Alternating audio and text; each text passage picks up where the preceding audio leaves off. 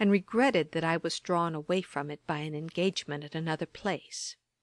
I had, for a part of the evening, been left alone with him, and had ventured to make an observation now and then, which he received very civilly; so that I was satisfied that though there was a roughness in his manner, there was no ill nature in his disposition. Davies followed me to the door, and when I complained to him a little of the hard blows which the great man had given me, he kindly took upon him to console me by saying, "Don't be uneasy, I can see he likes you very well." A few days afterwards I called on Davies, and asked him if he thought I might take the liberty of waiting on Mr. Johnson at his chambers in the Temple.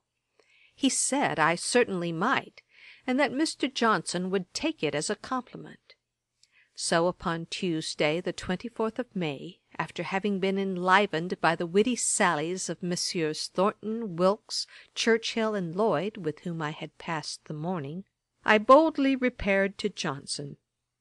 His chambers were on the first floor of No. 1, Inner Temple Lane, and I entered them with an impression given me by the Reverend Dr. Blair of Edinburgh, who had been introduced to him not long before, and described his having found the giant in his den, an expression which, when I came to be pretty well acquainted with Johnson, I repeated to him, and he was diverted at this picturesque account of himself. Dr. Blair had been presented to him by Dr. James Fordyce.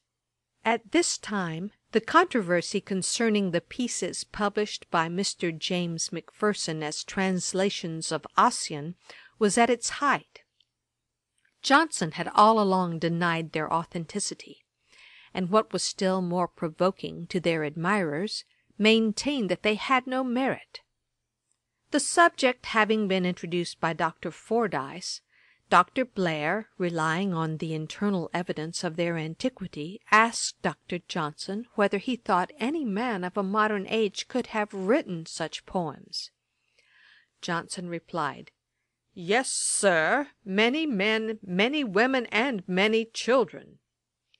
Johnson at this time did not know that Dr. Blair had just published a dissertation not only defending their authenticity, but seriously ranking them with the poems of Homer and Virgil; and when he was afterwards informed of this circumstance, he expressed some displeasure at Dr. Fordyce's having suggested the topic, and said, "I am not sorry that they got thus much for their pains.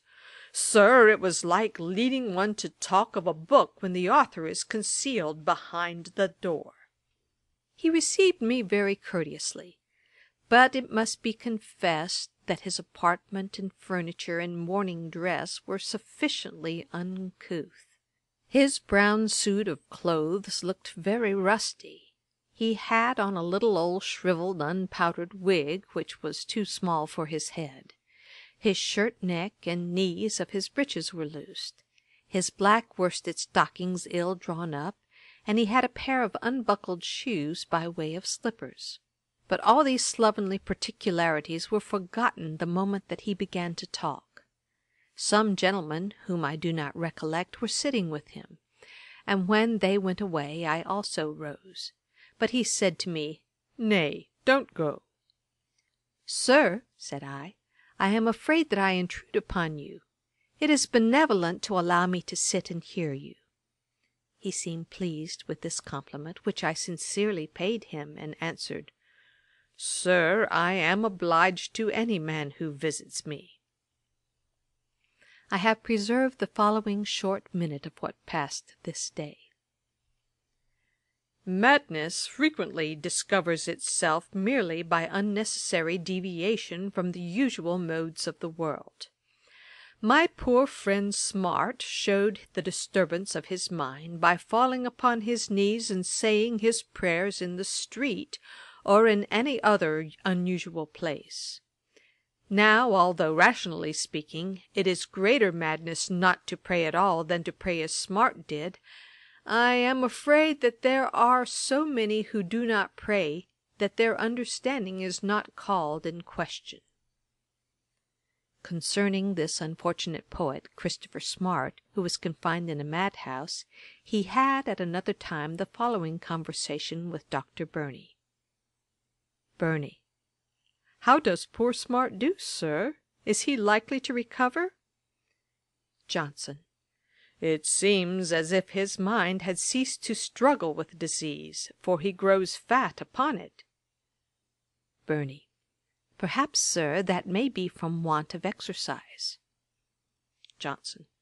No, sir, he has partly as much exercise as he used to have, for he digs in the garden. Indeed, before his confinement he used for exercise to walk to the alehouse, but he was carried back again. I did not think he ought to be shut up. His infirmities were not noxious to society.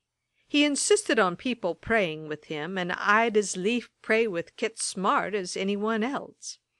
Another charge was that he did not love clean linen, and I have no passion for it. Johnson continued, Mankind have a great aversion to intellectual labour, but even supposing knowledge to be easily attainable, more people would be content to be ignorant than would take even a little trouble to acquire it. The morality of an action depends upon the motive from which we act. If I fling half a crown to a beggar with intention to break his head, and he picks it up and buys victuals with it, the physical effect is good, but with respect to me the action is very wrong. So religious exercises, if not performed with an intention to please God, avail us nothing. As our Saviour says of those who perform them from other motives, verily they have their reward. The Christian religion has very strong evidences. It, indeed, appears in some degree strange to reason.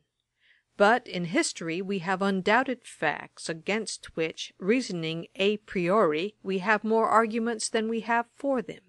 But then testimony has great weight, and casts the balance. I would recommend to every man whose fate is yet unsettled Grotius, Dr. Pearson, and Dr. Clarke. Talking of Garrett, he said, He is the first man in the world for sprightly conversation. When I rose a second time, he again pressed me to stay, which I did. He told me that he generally went abroad at 4 in the afternoon, and seldom came home till 2 in the morning. I took the liberty to ask if he did not think it wrong to live thus, and not make more use of his great talents. He owned it was a bad habit. On reviewing, at the distance of many years, my journal of this period, I wonder how, at my first visit, I ventured to talk to him so freely, and that he bore it with so much indulgence. Before we parted, he was so good as to promise to favour me with his company one evening at my lodgings, and, as I took my leave, shook me cordially by the hand. It is almost needless to add that I felt no little elation at having now so happily established an acquaintance of which I had been so long ambitious. My readers will, I trust, excuse me for being thus minutely circumstantial, when it is considered that the acquaintance of Dr. Johnson was to me a most valuable acquisition, and laid the foundation of whatever instruction and entertainment they may receive from my collections concerning the great subject of the work which they are now perusing. I did not visit him again till Monday, June 13th, at which time I recollect no part of his conversation, except that when I told him I had been to see Johnson ride upon 3 horses, he said, Such a man, sir, should be encouraged, for his performances show the extent of human powers in one instance, and thus tend to raise our opinion of the faculties of man. He shows what may be attained by persevering application, so that every man may hope that by giving as much application, although perhaps he may never ride 3 horses at a time or dance upon a wire, yet he may be equally expert in whatever profession he has chosen to pursue. He again shook me by the hand at parting, and asked me why I did not come